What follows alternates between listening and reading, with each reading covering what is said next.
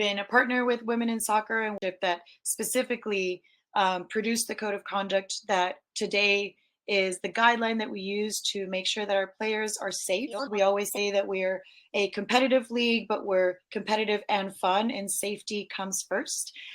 So we're really, really proud of having produced this amazing code of conduct, which was in the making for roughly about a year.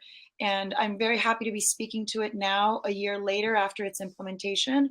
And I want to share a bit about a very high level what the code of conduct entails and kind of the results that it's produced after a year of working with women in soccer and with implementing this in our league. So the code of conduct can be very quickly resumed in an acronym that is kick it, right? At NYC Footy, we kick it.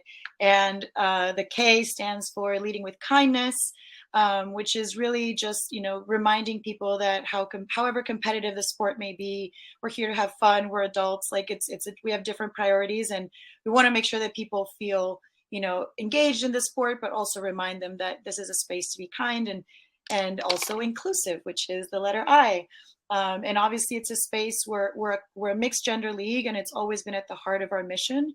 And so making sure that everyone feels included and safe on the field is super important, especially for women and gender nonconforming and people that have been part of communities that have been disenfranchised by the sport in the past.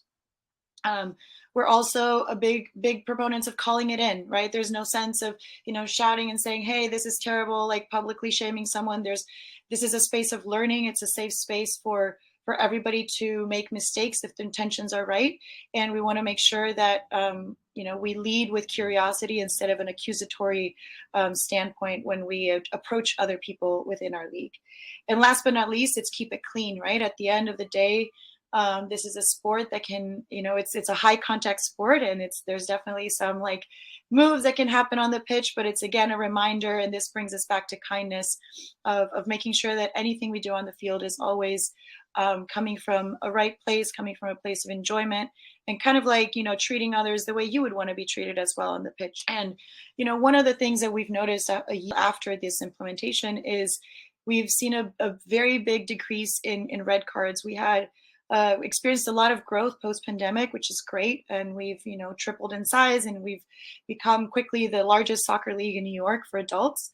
But that also meant a lot of new people that weren't familiar with our culture. And so the code of conduct really helped us set the tone on, making sure that everyone's on the same page with this kindness and this level of play that we're expecting from everybody.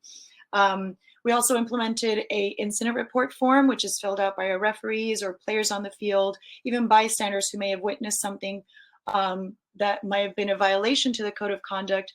And that has been an incredibly amazing tool to also keep track and monitor, like how are we, training our refs. We circle back with teams. We have a formal process of investigation when the violation of the code of conduct has happened.